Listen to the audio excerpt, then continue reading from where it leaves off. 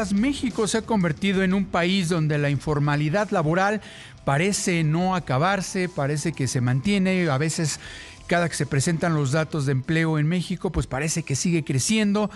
Y ante estos temas, la precarización de la economía mexicana, el tema del subdesarrollo, el tema de cómo mucha gente se queda sin todos los servicios que ofrece un trabajo formal, pues conlleva que México no avance de cierta manera.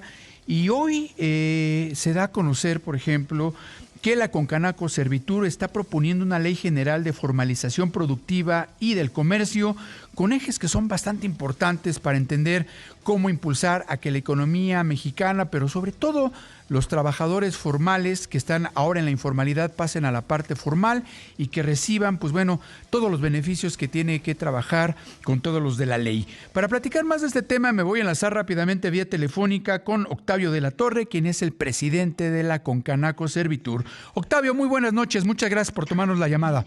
¿Cómo estás, Paul? Muy buenas noches, muy contento de estar aquí en este programa. Yo contento de que nos hayas contestado el teléfono, mi querido Octavio. Oye, pues tienen razón, en la Concanaco Servitur el problema de la informalidad laboral en México, que pues sigue siendo uno de los retos económicos y sociales más importantes que frenan el desarrollo de nuestro país, desde varios puntos sociales, desde los puntos comerciales, desde los puntos económicos. Y pues la verdad, esta ley que están proponiendo, Octavio, creo que me parece acertada y un buen punto para que México tenga pues avances y sobre todo la precarización laboral que afecta a mucha gente, Octavio, más de 33 millones de personas. Mira, fíjate, Paul, que hay que hacer una reflexión profunda respecto a que no podemos nosotros normalizar que hoy en día crecer signifique precarizar, ¿eh? O Claro. sea, por eso fue parte de que el Consejo Nacional de la Concanaco Servitur sigue insistiendo en que México requiere en este momento una política real de formalización productiva que se basa en el crédito, en la digitalización y sobre todo en la cercanía del territorio. Y fíjate que también hay que entender que no se tiene que culpar a quien se encuentra o se ve orillado a vender en la calle, a emprender sin un registro, a buscar espacios para tratar de sobrevivir. Mira, muchas veces nosotros como comerciantes que estamos en los territorios, vemos que puede ser la única salida que tiene ese segmento de la economía. Pero en ese mismo espacio sí se tiene que hacer una exigencia al Estado para que deje de fallarle a los negocios que sí son formales, que sí pagan impuestos, que sí cumplen con las reglas y sobre todo que generan empleo.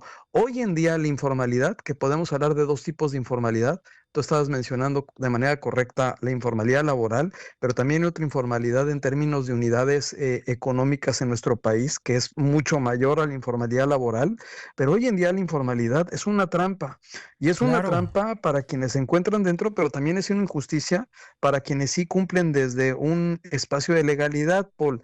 La informalidad laboral anda sobre el 54.8% de la población económicamente ocupada en nuestro país. Entonces, cuando hablamos nosotros de reformas en materia laboral, pues todas las reformas que se están haciendo, que es un deporte nacional, pues están enfocadas en la minoría, no están volteando a ver a que esas reformas no llegan ni una ley silla, ni un reparto de utilidades, ni una reducción de jornada laboral, ni un acceso a vivienda, ni una jubilación, ni prima vacacional. Bueno, todas las prestaciones que hemos construido, porque como confederación somos fundadores de instituciones como el IMSS, el Infonavit y Fonacot, como Concanaco, esos beneficios que se construyeron para el trabajador no llegan. Pero ese es un espacio en términos de economía laboral informal. Tienes otro en términos de informalidad de unidades económicas, en donde la cifra supera el 64.3% de las empresas que se tienen en el país, de los negocios familiares, MIPYMES, y obviamente los grandes negocios que si te das cuenta, la esfera nacional en términos del motor económico, pues el 95% se encuentra en las MIPYMES, el 4 punto y fracción se encuentra en las pymes y las grandes empresas hoy en día no representan más del 0.8% de las unidades económicas en todo el país.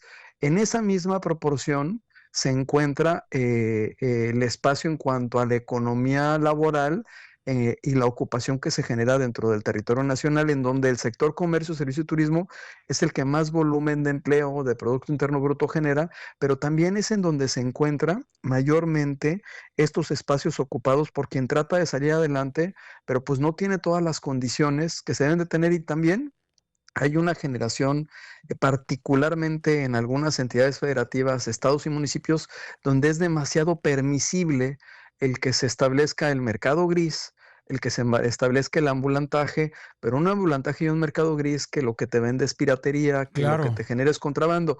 Ahí, Paul, estamos haciendo una propuesta que vamos a estar llevando al Poder Legislativo y también lo vamos a estar socializando con el Poder Ejecutivo con la intención de que se genere esta ley, una ley general para la formalización productiva y el comercio digno y que esté, por supuesto, enfocada en ver cómo no cerramos la puerta a la formalidad. Te voy a decir algo, Paul, para que me escuchen ahí todos los que te siguen, que entiendo que son muchas personas. Quisimos sacar un programa que se llamaba Adopta un Informal, Paul. Ujú. Paré el programa, ¿sabes por qué lo paré? Porque si salía con un programa de Adopta un Informal, me daba miedo que terminaran adoptándonos a nosotros que somos los formales. O sea, dije, espérate, en una de esas nos convencen y nos pasamos del otro lado, ¿no? De hecho, vengo de Claro. Ensenada, Baja California, donde incluso hubo una serie de manifestaciones de 300 locatarios, que son el 80% de los locatarios con comercio establecido en la zona turística, donde hacían referencia a que se generaran este tipo de situaciones donde había un desequilibrio en términos de cumplimiento de leyes, de normas y de beneficios al consumidor. Entonces es algo que de manera recurrente lo encuentras en distintos espacios y tenemos que reflexionar el tipo de país que queremos y el tipo de empleo que queremos nosotros generar.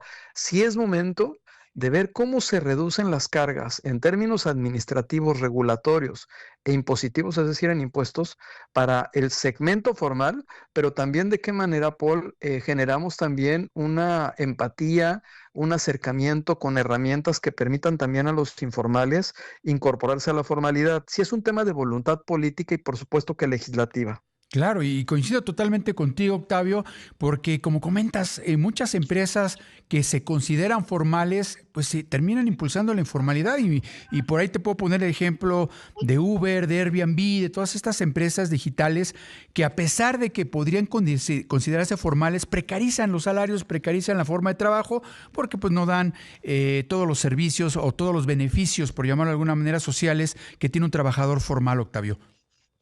Pues tú tienes dos segmentos, insisto, en términos de informalidad. Tienes el espacio, que nosotros hemos sido muy claro en cuanto a la reducción de jornada laboral y la productividad y competitividad que se requiere en México, y que la informalidad laboral al día de hoy, pues es la mayoría. Ese es un espacio, Ujú. pero también tienes el comportamiento de las unidades económicas que son las que generan la economía en nuestro país. En el espacio de comportamiento económico y de las unidades económicas, pues estás hablando de más del 60% de la economía de nuestro país se encuentra en el espacio de la informalidad también. Esa cifra es alarmante, o sea, es una cifra que tenemos nosotros que atender, es una cifra que nos tiene que llevar a recapacitar el que acerquemos las herramientas de la formalidad a donde están las personas, el pedirle a esas unidades económicas, a esas empresas, a esos negocios familiares que dejen de cruzar un mar de trámites, de plantear una red nacional de impulso a las empresas familiares que tengan crédito sencillo, capacitación, digitalización y sobre todo enfocarnos de manera especial en los municipios donde más crece la informalidad.